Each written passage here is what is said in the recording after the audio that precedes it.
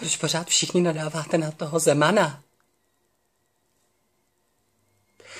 Co vám tak hroznýho udělal? Proč se do něj všichni navážíte? Proč jste na něj házeli ty vajíčka? Proč? Co vám udělal?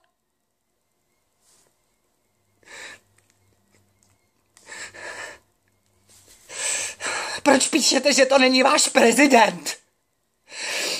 Proč pořád píšete, že to není váš prezident?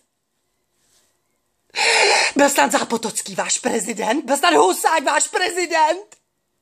Byl? Tak řekni, byl! Miloši, já jsem s tebou. I byt jsem si vytapetoval na zeleno. Já jsem s tebou, Miloš, já ti fandím. A co no, kunda sem, kunda tam.